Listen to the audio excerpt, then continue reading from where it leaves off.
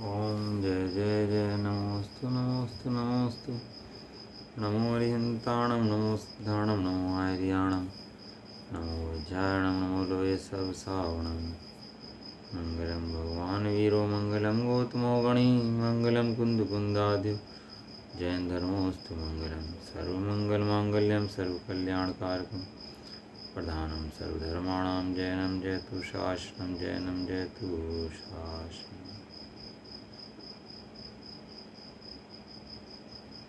मैं समय साराय सानुभूत्या चकास्ते चित्सभावाय भावाय सर्वभावान्तर्चिदे। गाधा पढ़ो। वंदितु सव्य सिद्धि मचल मणो बबम गदिम पत्ते मोक्षामी समय पाहुड़ मिड़मो सुध केवली परिदम जीवो चरितन सरना देखि दो तम ही स समयम जान ओ कल कम पदिय से चिदम चैतन जान पर समयम यत निश्चय गदो समयो सलक्त सुंदरो लोए बंद खाए तेन भी सब बादणी होती सुध परिचिदानो भूदा सब वस्वी काम भोग बंद कहा ये तस बलमुड़ अवृण सुलभो विहेतस तमे हत विहतम दाय हम अपनों सहरे वीर जगता इस प्रमाणम चुपके छलम लागे तब हम मैं भी योदिया पमत तोड़ा पमत तो जान गो दूजो भावो एवं भटंग सुतम राधो जो सो तू सोचे बहुहारेण पदिसति नानि सचरि दंसनम नानम नैवे नानम न चरितम न दंसनम जान को सुतु जय जय हो।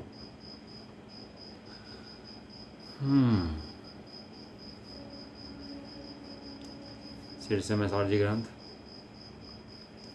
कर्ता कर्म अधिकार गाथा नंबर 130 131।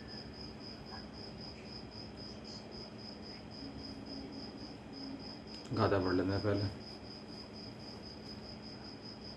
कणयमया भावादो जायन्ते कुण्डलादौ भावा अयं यया भावादो जय जायन्ते दुकड़यादि अन्नानि मया भावा अन्नाणिनो बहुविहा विजायन्ते नाणीस्दूणानि मया सर्वे भावातः होन्ति। ये लाइनें जो है ना, ये जो लिखी हुई हैं लाइनें गाथा की, ये लाइनें ही समझ लो भगवान के मुख से निकली बात है। ये समोक्षण में बैठ के यही बात सुनते हैं जो ये वो गाथा लिखी हैं। मतलब समझ लो समोक्षण में बैठ के जीव यही गाथें चलती हैं जो यहाँ गाथाएँ चल रही हैं। समोक्षण को जोड़ नहीं चलता। और ये दो गाथाएँ, ये जो लिखा हुआ है ना, ये जो लिखने का वाला शब्द जो है, इस शब्द ही भगवान है वास्तव में। क्यों? क्योंकि शब्द के द्वारा ही सब वस्तु स्वरूप समझ में आता है। यदि ये शब्द ना हो तो वस्तु से समझ में आएगी कुछ भी। इसलिए बाकी शास्त्र तो काले रंग में छपा, लेकिन गाथाएँ लाल रंग में छपी क्योंकि अब जितनी आगे व्याख्या चलेगी, टीका चलेगी, वो सब इन्हीं की चलेगी, इन्हीं के आधार से। ये मूल है, ये बीज है, ये नींव है धर्म की, ये गाथाएँ जो लिखी हैं। इसलिए ये गाथाओं को तो विनयपूर्वक रखना, संभालना, लिखना, पढ़ना बहुत विनयपूर्वक। ये गाथाएँ नहीं हैं, ये भगवान बैठे हैं, बस समझ लो उपदेश दे रहे बैठ करके, ये समझ लो। शास्त्र खुल गया और गाथाएँ खुल गई हैं, तो मूल खुल गया बस। इसलिए आप कुछ भी पढ़ें, पाठ पढ़ें, कुछ भी पढ़ें, इन गाथाएँ का पाठ जरूर पढ़ें। गाथाएँ दिन में जरूर पढ़ें। 10, 15, 20 गाथाएँ, 25 गाथाएँ, 50 गाथाएँ याद हों, उन गाथाओं को रिवाइज करने दें माइंड दिमाग के अंदर बार बार। जो भी आचार्य कुंदनी मूल गाथाएँ की बात कर रहा मैं, और गाथाएँ जो लिखी है ना प्राकृतिक मूल गाथाएँ ही हैं। तो इसलिए इन गाथाओं को याद कर लो। 10, 15, 20 गाथाएँ जो भी हैं वो गुनगुनाओ। कौन मना करता है में को खलु शुद्धो दंसन मय्यो सदारूढ़ी नैवी अथी मजकिंचि विअन्नम परमाणु नेत्तम। और इस गाथा से बोलते ही कनेक्शन जुड़ जाता है सिमंदर भगवान से। ये गाथा कहाँ बोली जा रही है? इस सिमंदर भगवान के समोक्षण में विदेश क्षेत्र में बोली जा रही है। मैं विदेश क्षेत्र में भले ही ना हूँ, लेकिन मैं यहाँ बैठकर गाथाएं सुन रहा हूँ तो विदेश क्षेत्र में ही हूँ हैं? वहाँ भी तो ये पाठ चल रहे हैं ना गाथाओं के, और जिसे यहाँ आनंद लेना नहीं आया वो वास्तव में वहाँ भी आनंद नहीं ले सकता। पहले दिन गाथाओं की महिमा आनी चाहिए कि 2 लाइनें आ गई, शब्द आ गए तो कितने महाभाग्य से किसी जीव के कभी पुण्य का पटे तो खुल के सामने उसके बात पढ़ने आए और ये आचार्य कुंद कुंद देव सिमंदर भगवान की वाणी सामने आए निकल कर। और तब जीव का कोई सचेत हो जाए, अरे ये तो सिमंदर भगवान की वाणी वहाँ से आ रही है निकल करके और ये मेरे कान में यहाँ सुनने को मिल रही है। और तो टीवी का ज़माना हो गया ना, मोबाइल का ज़माना हो गया, तो दूर से भी कोई बैठा होता है तो वहीं से देख लेते हैं, भाई मैच चल रहा है, ये चल रहा, दूर से बैठ कर देख लेते हैं, फिल्म चल रही है।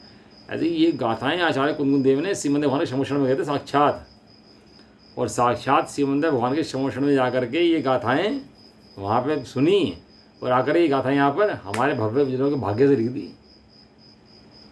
ताकत नहीं थी किसी की ये गाथा बोलने की और सुनाने की। ये तो आचार्य कुंद कुंद देव समर्थ आचार्य था, जिन्हें ज्ञान भी था, गए भी और सुनी भी और आए भी और लिख भी दी। और हमारा महाभाग्य है कि सुरक्षित भी आ गई यहाँ तक। हमारे भाग्य हमें सुननी थी तो यहाँ तक सुरक्षित भी हमारे पास तक आ गई। एक एक शब्द गजब का है भैया, इसका एक एक शब्द है। ऐसे पढ़ो आनंदपूर्वक। कैसे पढ़ो? जब सिमंदर भगवान के समोषण में बैठ के ही सुन रहा हूँ ऐसे। अब बाहर की परिस्थिति इग्नोर करो कि बाहर की परिस्थिति क्या है, घर है, मकान है, ये सब स्थिति इग्नोर करो और गाथाओं पर फोकस करो। ये गाथाएँ जैसे रावण की लंका के अंदर हनुमान जी ने सीता जी को क्या ला के दिया? अंगूठी ला के दी। किसकी अंगूठी थी वो? रामचंद्र जी की अंगूठी थी। और रामचंद्र जी की अंगूठी देखकर सीता उस रावण की नगरी में रहते हुए भी प्रसन्न हो गई। कितनी प्रसन्न हुई वहाँ पर बैठकर। वो खा नहीं खाता उसने जब तक राम का समाचार नहीं मिलेगा, जब तक भोजन नहीं करूँगी। अन्न पानी का त्याग कर दिया, देह सूख गई, उसकी कमज़ोर हो गई थी कि जब तक रामचंद्र जी का कुछ समाचार नहीं मिल जाएगा, अन्न भोजन का त्याग मेरा, मैं नहीं खाऊंगी अन्न भोजन। लेकिन जैसे ही उसने अंगूठी दिखाई और अंगूठी देखते ही उसको इतनी प्रसन्नता हुई हृदय में कि मानो रामचंद्र जी सामने आ गया। और उस दिन से उसने भोजन शुरू करा वहाँ पर, लेने तो भोजन ही ले रही थी वो। इस तरह से आज बेबान जंगल, कोई धर्म सुनाने वाला नहीं, कोई कहने वाला नहीं। यहाँ पर आचार्य कुंद कुंद देव की गाथाएँ खुल जाएँ और खुल कर हम पढ़ लें तो ऐसा लगे जैसे सिमंदर भगवान साक्षात हमारे सामने बैठ के बोल रहे हैं। सिमंदर वाणी में फुलवा झरी, एक भजन है, पढ़ा? सिमंदर वाणी में फुलवा झरी। सिमंदर भगवान की वाणी तो सुनी कहाँ है भाई? ये सिमंदर की वाणी तो सुन रहे और कर क्या रहे, फूल झरते हैं। विषयों का आनंद जी को बहुत आया, लेकिन वास्तव में गाथाओं का, इन शब्दों का मर्म आज तक जी को ख्याल में आया नहीं। क्योंकि महाभाग्यशाली जी होता है जिन शब्दों का मर्म खोल के दिखा देता है कि इन शब्दों के अंदर लिखा क्या है। खाली पढ़ने से ही बात नहीं बनती, लेकिन इनका मर्म ख्याल में आए।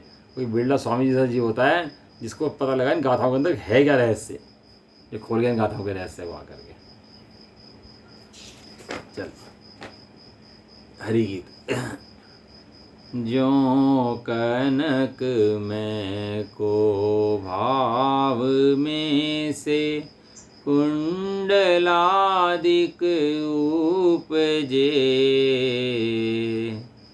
परिलोह में को भाव से कटिकादि भावों नीपजे, त्यों भाव बहुविध उपजे, अज्ञान में अज्ञानी के,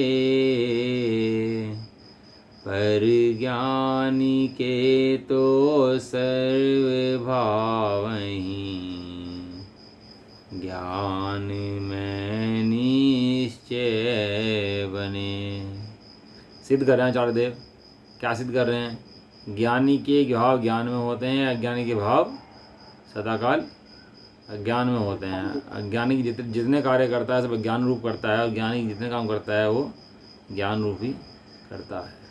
तो इसके अंदर हमने गाथा, टीका, श्लोकास पढ़ लिया था।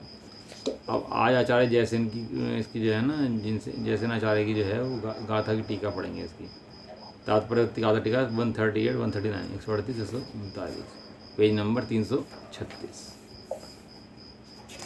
बड़ा है थोड़ा, पढ़ते हैं। देखो क्या कह रहे थानी का।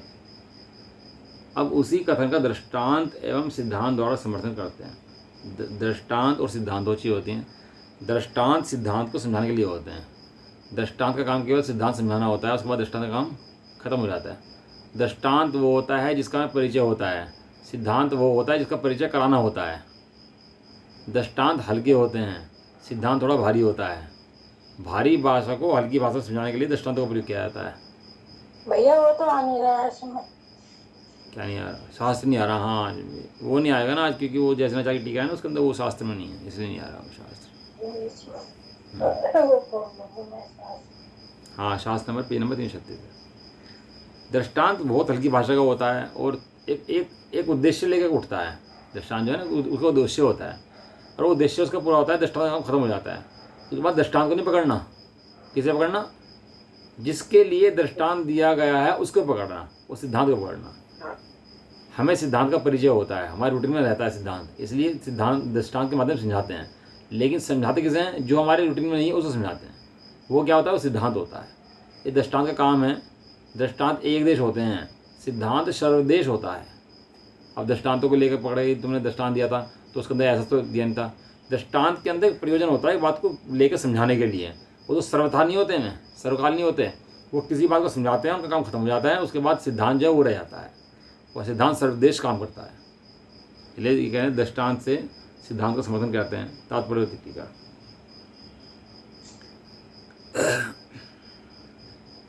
क्या कह रहे? उपादान कारण सदर्श कार्य होता है। जैसा उपादान होता है वैसे ही कार्य होता है। यहाँ परिणमन रूप उपादान की बात है। यहाँ उपादान त्रिकाल उपादान की बात नहीं है। त्रिकाल उपादान होता है, एक क्षणिक उपादान होता है। कितने होते हैं?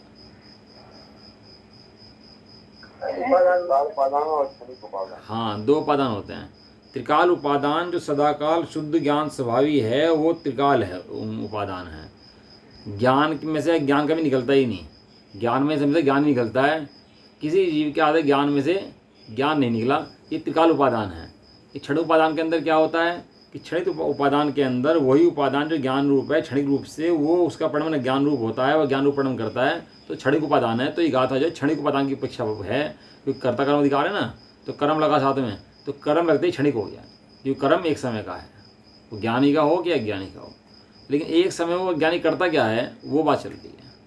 त्रिकाल रूप से ज्ञानी ज्ञानी है, वो बात अलग है, अपेक्षा दूसरी है। उपादान कारण के सदृश कार्य होता है। इस सिद्धांत के अनुसार स्वर्णमय भाव या पदार्थ से कुंडलादि पर्याय स्वर्ण में ही होती हैं। लोहमय भाव या पदार्थ से कटक कड़ा आदि पर्याय लोहे में ही होती हैं। इस प्रकार दृष्टांत गाथा हुई। अब दृष्टांत या सिद्धांत कहते हैं। दृष्टांत हो गया, अब दृष्टांत कहते हैं। दृष्टांत में सिद्धांत कहते हैं। उस पूर्वोक्त लोहो दृष्टांत से अज्ञान में भावरूप अज्ञानी जीव पदार्थ से बहुविध अनेक प्रकार के मिथ्यात रागादि रूप अज्ञान में पर्याय प्रकट होती हैं। लिख देना, पर्याय प्रकट होती हैं। जैसे लोहे में से लोहे की पर्याय प्रकट होती हैं, ऐसे ही अज्ञान में भाव में से अज्ञानी के अनेक प्रकार की मिथ्यात रागादि रूप अज्ञान में पर्याय प्रकट होती हैं। सदाचार्य ने सीधे स्पष्ट दे दिया। क्या होता है? जैसे लोहे में से लोहे के कंगन आभूषण ही बनेंगे, सोने के नहीं बनेंगे, इसी तरह अज्ञानी के जितने भाव करेगा वो सब ज्ञान में ही करेगा, ज्ञान रूप नहीं करेगा। उसी प्रकार स्वर्ण के दृष्टांत से ज्ञानी जीव के सभी भाव या पर्याय ज्ञान में होती हैं। और नाणिनो अज्ञानिन और ज्ञानिनो नाणिस नाणिन है। तो ज्ञानी ज्ञान भाव करता है और अज्ञानी अज्ञान भाव करता है। कौन होता है ज्ञानी? जो अपने अनंत शुद्धभूत एक ज्ञान आत्मा का अनुभव करता है, जानता है, वो ज्ञानी है। और जो उसको नहीं जानता वो अन्य क्षणिक पर्यायों में, हीन पर्यायों में, मंद रूप पर्यायों में अपना पर स्थापित कर लेता है, अपने त्रिकाल शुद्ध उपादान की विराधना करता है, तो वह अज्ञानी है। इतना सा भेद है। ये क्या कहते हैं? उसका दृष्टांत दे रहे हैं बेचारे दे, बहुत बड़ा बढ़िया दृष्टांत है।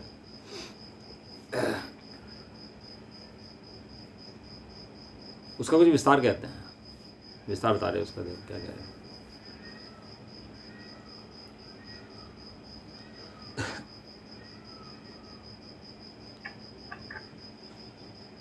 वीतराग स्वय संवेदन भेद ज्ञानी जीव जो शुद्धात्म भाव रूप परिणाम करता है, वह परिणाम सर्वही ज्ञान में होता है। जो वीतराग संवेदन, जिस समय वो आत्मा का अनुभव कर रहा है, जिस समय वीतरागी आत्मा का अनुभव कर रहा है, आत्मा है वो आत्मा में रमा हुआ है, जान रहा है, उसका अनुभव कर रहा है, उसमें डूबा हुआ है, वो शुद्धात्म भावना का परिणाम करता है, तो उस समय तो उसके सारे परिणाम ज्ञान में ही हैं। क्यों? जितने सिद्ध भगवान है, अनंत भगवान है, राज हैं, सब ज्ञान में है कि ज्ञान में? ज्ञान में। भजन बना दिया ज्ञानमयी, ज्ञानमयी ज्ञानमयी मूरत देखी ज्ञानमयी, ज्ञानमयी ज्ञानमयी मम स्वरूप है ज्ञानमयी। क्या ज्ञान में ही होता है, जो ज्ञान में डूबा है ना, ज्ञान में तैरा, ज्ञान में ही है। अब देखो कितनी बढ़िया बात बता रहे। तत्पश्चात जो ज्ञान का अनुभव करके बाहर आया है, चारित्र कर्म से टिका हुआ था ना उसके अंदर, चारित्र गुण के कारण टिका हुआ था, उसके कारण अब चारित्र गुण की स्थिरता ज़्यादा नहीं रह सकती। यदि ठहर जाएगी तो केवल ज्ञान हो जाएगा उसका अंतर्मुहूर्त के अंदर। लेकिन जो कि कर्मों की स्थिति भी पूरा प्रतिकार करती है ना, तो वहाँ पर चारित्र होने क्रम बैठा रहता है, उसके उदय से उसको चारित्र मोह से चारित्र क्रम से निकलता है, गुण से निकलता है। तो जब बाहर निकलता है तो क्या होता है उसके बाद बारे। तत्पश्चात उसके ज्ञान में परिणाम से संसार की स्थिति को कम करके, जो ज्ञान में परिणाम उसका हुआ, संसार की स्थिति कम हो गई, जो कोड़ा कोड़ी था वो अंत कोड़ा कोड़ी रह गया, जो घाती कर्म की शक्ति खत्म हो गई, जो समुद्र के समान बंद हो रहा था वो एक कटोरी के बराबर पानी रह गया। समुद्र के समान पाप आना, एक कटोरी के बराबर पाप आना, तो इतना पाप रह गया उसका। और जमीन दर्शन होने का तो बिल्कुल खत्म हो गया। स्थिति कम करके देवेंद्र लोकांतिक आदि महान रिद्धिधारी देव होकर के क्या बन जाता है उसके बाद वो, कि रिद्धिधारी देव बनता है, देवेंद्र बनता है, लोकांतिक बनता है। क्योंकि लालच नहीं दे रहे, वस्तु व्यवस्था समझा रही कि वस्तु व्यवस्था क्या है। 2 घड़ी में सुमति, सुश्रुत तथा सुअवधि रूप ज्ञान में भाव या पर्याय प्राप्त करता है। देखो 2 होते हैं, मति श्रुत अवधि और कुमति कुश्रुत कुअवधि होता है ना। ज्ञान की 2 भेद जो हैं, 5 भी आए हैं और 8 भी आए हैं। जहाँ 5 बताए वो कौन कौन से बताए? कि जहाँ 5 भेद बताए कौन कौन से हैं?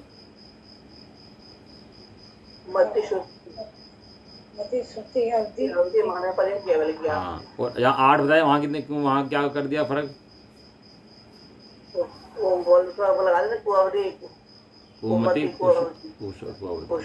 हाँ, तो वहाँ 5 बताए हैं ना, तो 5 जो बताए हैं वो ज्ञानी की अपेक्षा हैं।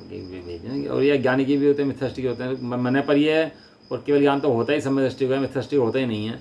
लेकिन मति श्रुत अवधि जो होते हैं वो मिथ्याष्टि भी होते हैं। लेकिन वास्तव में मति श्रुत अवधि के अंदर तो मिथ्यात्व नहीं आता। ये जीव जब मानता है ना पर को अपना, वहाँ से मिथ्यात्व उत्पन्न हो जाता है इसके अंदर। तो ये जो समय दृष्टि है, तो सुमति हुई, सुश्रुत हुई, सुअवधि हुई, और ज्ञान में भाव के ज्ञान को प्राप्त करता है, अज्ञान के पर्याय वो जीव छोड़ देता है। तब वह प्राप्त विमान परिवार आदि विभूति को, जो उसे देवेंद्र का वैभव मिला, चक्रवर्ती पद मिला, बलभद्र बना, जो भी उसको पद प्राप्त हुआ, विमान प्राप्त हुए, रिद्धियाँ प्राप्त हुई, दिया है, तब वह प्राप्त विमान परिवार आदि विभूति को जीर्ण तृण के समान ममत्वहीन गिनता हुआ या मानता हुआ। कैसा गिनता हुआ? कैसा गिनता हुआ? जीर्ण तृण, तृण भी काम आ जाता है, तिन का भी काम में आता है, तिनका होता है ना, काम में आता है। भाई कहीं लगाना है, चुभाना है, कहीं निकालना है, निकल जाता है। नहीं, जीर्ण तृण, गला हुआ तिनका किस काम आएगा बताओ? गला हुआ तिनका है, कहना आसान है।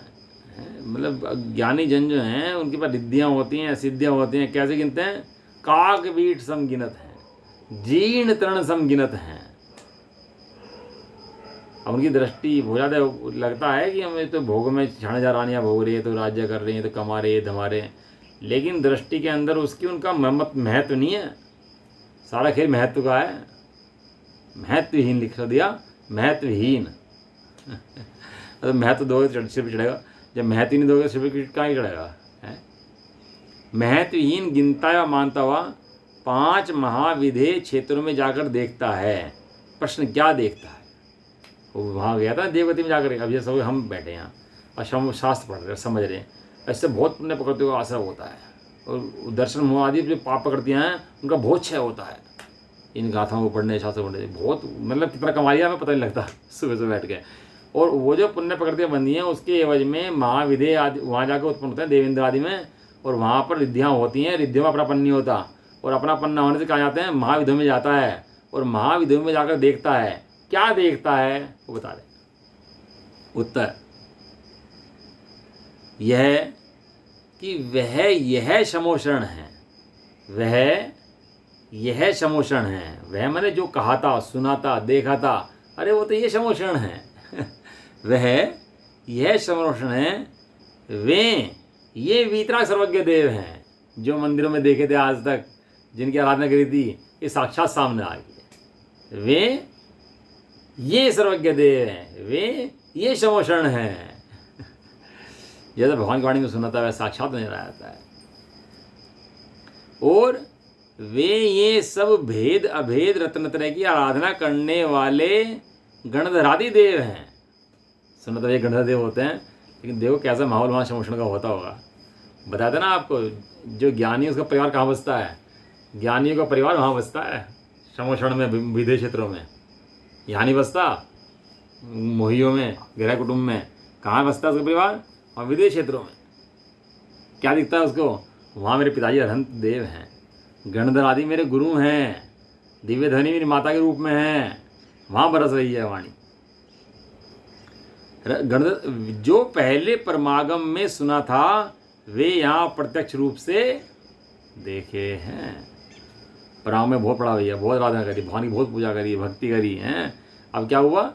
यहाँ पर साक्षात रूप से दिखाई दिए।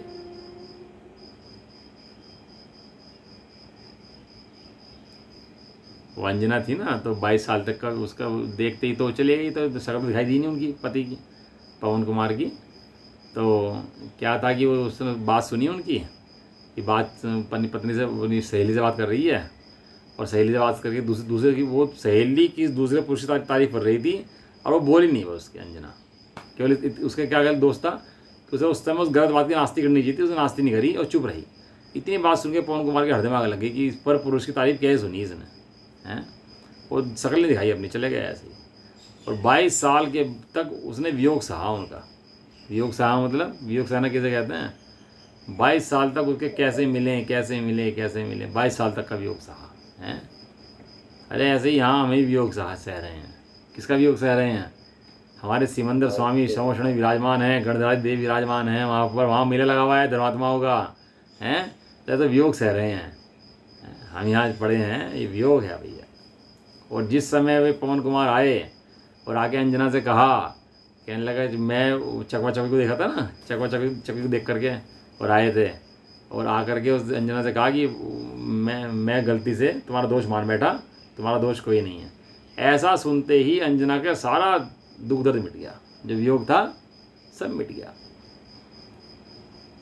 पति सामने आ गया। ऐसे भगवान के शमोषण में जाए तो देखे, अरे वे भगवान है जिनकी मैं दिन रात याद करता था, अर्घ चढ़ाया करता था, कि वे भगवान मुझे यहाँ मिले हैं।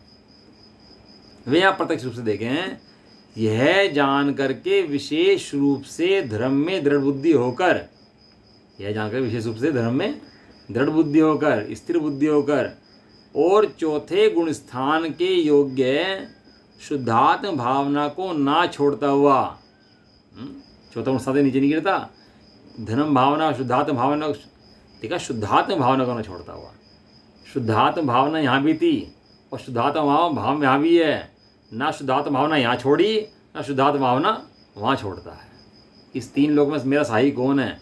इस तीन लोगों में मेरा साही मेरा शुद्धात्मा है, यहाँ भी और वहाँ भी, और सिद्ध क्षेत्र में भी। शुद्धात्म भावना को ना छोड़ता हुआ निरंतर धर्म ध्यान द्वारा देवलोक में समय व्यतीत करने के पश्चात, समय व्यतीत कर पश्चात, यहाँ सारा समय जो भी जितनी भी आयु इसको मिले, 21 सागर, 33 सागर, 22 सागर, जितनी भी आयु इसको मिले, उस उतनी आयु को ना भोग पश्चात मनुष्य भव में राजाधिराज, महाराज, अर्धमंडलीक, महामंडलीक, बलदेव, कामदेव, चक्रवर्ती, तीर्थंकर, परम देवादिदेव पद प्राप्त होने पर, मजाक गिर गए यहाँ पर मजाक दे रहे हैं यहाँ है, ऐसे दे रहे कि वास्तव में जैसे देख रहे हो साक्षात कि जीव जो सम्य दर्शन की आराधना करते हैं, स्वरूप की आराधना करते हैं, उन कैसे पद प्राप्त होते हैं और क्या करते हैं, कहाँ जाते हैं।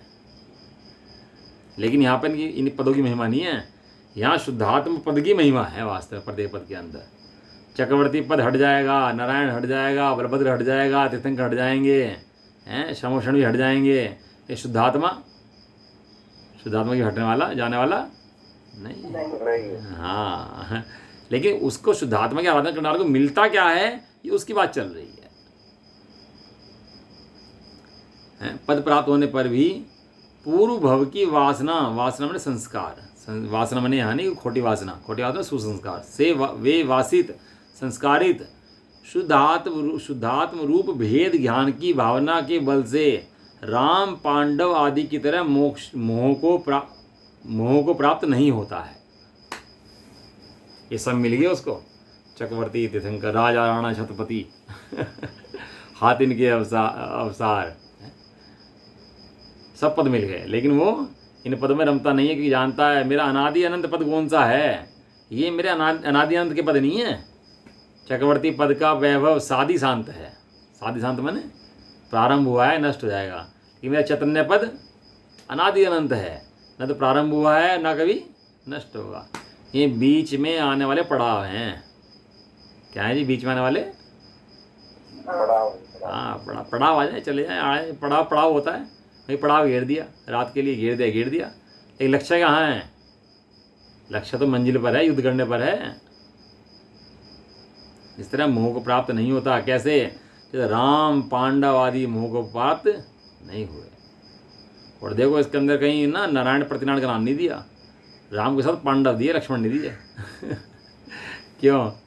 क्योंकि उन्होंने सम्यक की आराधना करके नरक को प्राप्त करा, इसलिए उनका नाम नहीं दिया। जो गिरता हुआ है उसकी बात नहीं करी, जो उठता हुआ है उसकी बात करी। और किस लिए करी? उठाने के लिए करी बात उसकी। इतनी विभूति जो यहाँ देखी थी, वहाँ दर्शन करे थे, पूजा पाठ करी थी, वहाँ जाकर प्रत्यक्ष हो गया उसको, अरे जैसा देखा था तो वैसे ही है। और समय दर्शन पुष्ट हुआ, भगवान की आराधना करता रहा, आराधना करके मनुष्य में आया, बलभद्र आदि रूप परिणाम करा। लेकिन सब कुछ हुआ, लेकिन मोह को प्राप्त नहीं हुआ। तत्पश्चात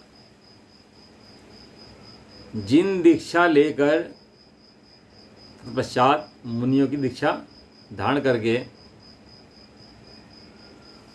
7 रिद्धि एवं 4 ज्ञान में भाव या पर्याय को प्राप्त करता है। रिद्धि आदि प्राप्त करता है, 4 ज्ञान मने मति शुद्ध आदि मन पर्याय ज्ञान को पर्याय को प्राप्त करता है।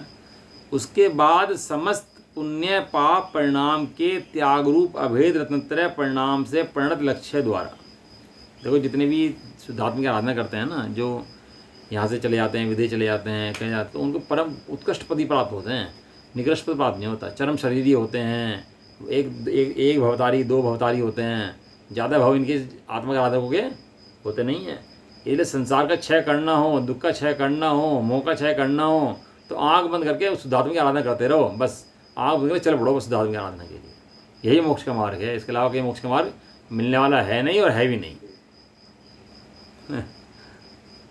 पूरी विधि दे दी ना इसके अंदर। देखो आता के अंदर जैसे नचारे टीका के लिए गजब कर दिया ना इसके अंदर, तो सारा माल खोल दिया इसके अंदर आज। उसके पश्चात क्या होता है कि मोह को प्राप्त नहीं होता। जिन दीक्षा लेकर के जो ये परम पद प्राप्त करते हैं, विद्या प्राप्त होती है इनको। 4 ज्ञान के धारी होते हैं, गणराज्य होते हैं, तो 4 ज्ञान के धारी होते हैं, विद्या पकड़ होती है उनको, तो उनको प्राप्त करता है।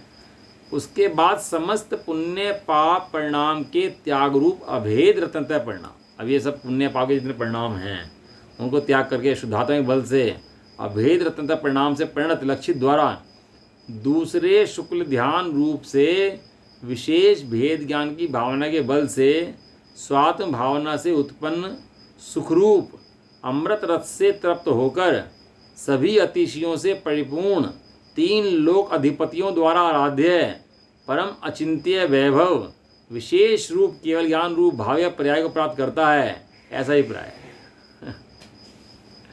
जिन परम पैनी सुबुद्धि छैनी डारी अंतर भेदिया वर्णादि अनुरागादि ते निज भाव को न्यारा किया।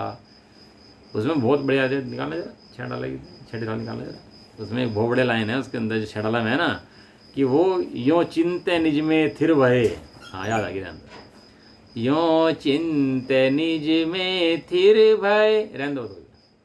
तिन अखत जो आनंद कहो, सो इंद्र नाग नरेंद्र वाहमिंद्र के नाही कहो। प्रमाण का भेद, ज्ञेय का भेद, ज्ञान का भेद, ध्यान का भेद, ध्याता का भेद, सारे भेद खत्म हो गए, एक शुद्धात्मा की अनुभूति रूप परिणाम हुआ। और ऐसे लिखते हैं, ये चिंते निज में थिर भय, क्या हो गए, निज में स्थिर हो गए। तिन अकथ जो आनंद कहो, ऐसा आनंद हुआ, कथनी में आ नहीं सकता, कह नहीं सकते उस आनंद को उनके, ऐसा आनंद हुआ। यो चिंते निज में थिर भय, तिन अकथ जो आनंद कहो, सो इंद्र नाग नरेंद्र वाह अहमिंद्र के नाई कहो। तरसते हैं अहमिंद्र इंद्र उस आनंद के लिए। और आनंदधारी मैं स्वयं हूँ, कहीं और से आनंद नहीं आता, वो अपने अंदर से आता है। उस आनंदधारी मैं अभी वर्तमान में स्वयं हूँ, कहीं और से बाहर से नहीं आता वो आनंद। कोई इंद्र पद में आनंद नहीं है, नरेंद्र में आनंद नहीं है, धनेन्द्र में आनंद नहीं है। आनंद कहाँ है? आनंद का सागर भगवान आत्मा, सुख का सागर भगवान आत्मा। क्या होता है? तीन लोगों के अधिपतियों द्वारा, जो तीन लोग पूजे जाते हैं, वे तीन लोग उसकी पूजा करते हैं। तीन लोग के अधिपति जो है ना, वे किसकी पूजा करते हैं? वे सर्वज्ञ तीर्थंकर देव की पूजा करते हैं, केवल ज्ञानी की पूजा करते हैं। देखो कितना बढ़िया, मज़ा आ गया सही में, सुबह सुबह इतना बढ़िया जैसे ना चल के पढ़ कर गजब। अब क्या कहते देखो आगे, इतना तो बताया इन्होंने पॉजिटिव कि यदि आत्मा की आराधना करे क्या करेगा। अगर परंतु शब्द लगते क्या जाता है? फुल स्टॉप, एकदम गाड़ी में ब्रेक मार दे हैं।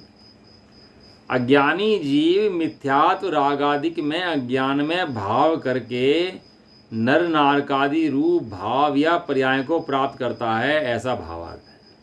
देखो इसका तो खुलासा दिया इतने बड़े पैरे के अंदर ज्ञानी का, और अज्ञानी का एक लाइन समेट दिया बस खाली। क्या कह दिया? कि जो अज्ञानी हैं वो अज्ञान में भाव करके नरक में जाता है, मनुष्यादि तिरंच में जाता है, और उस पर्याय को प्राप्त करता है, ऐसा भावार्थ है। इस प्रकार ज्ञान में अज्ञान में भावों के कथन की मुख्यतः से 6 गाथाएं पूर्ण हुई। 6 गाथाओं का दो गाथाएं एक आई थी, एक गाथा कहते हैं, 6 गाथाएं पूर्ण हुई। इस प्रकार किस प्रकार से ज्ञानी की और अज्ञान भावों से होता क्या है, क्यों करें ज्ञान में भाव, इनसे फल क्या मिलता है, होता क्या है, क्यों कर लें हम, क्या है, क्या प्राप्त होता है तो उसे बताने के लिए ये गाथा की रचना हुई। और इसके उपसंहार में आचार्य जैसे ने ये टीका लिखी है उसकी।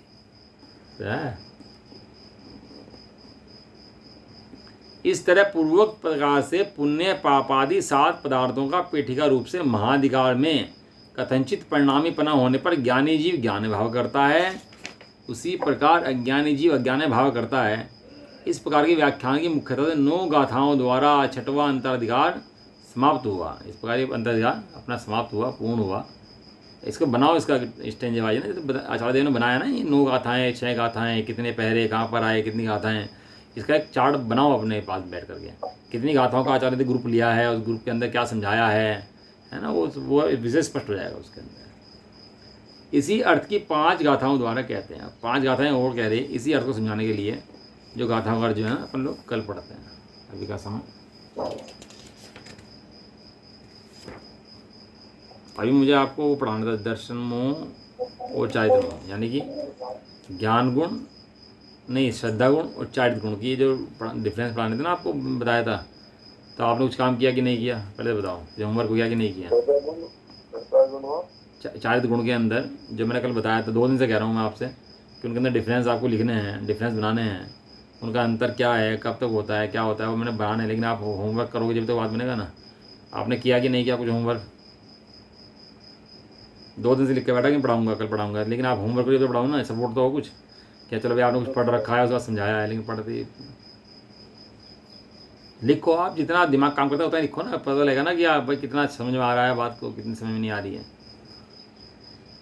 श्रद्धा गुण का, चारित्र गुण का कल तक लिख दोगे तो ठीक है, तो कल मैं इसको क्लियर कर दूंगा फिर उसके बाद, ठीक है ना। मेरे पास लिख के मैं, श्रद्धा गुण तो अटूट होता है ना। हाँ तो लिखो ना आप, श्रद्धा गुण अटूट होता है, ये लिखो ना आप। चारित्र गुण जो भी समझ में आया आपको लिखो, उस बात को आप लिख करके 10-12 पॉइंट उसके आप लोग बना के भेजो तो अच्छा लगेगा, है ना। ये है, चलो ये सहज निज निधि निज में बताई। यह करते उपकारे के लिए जिन्हें वाणी माँ को वंदे प्राशत द्वारे। नौवण होगा।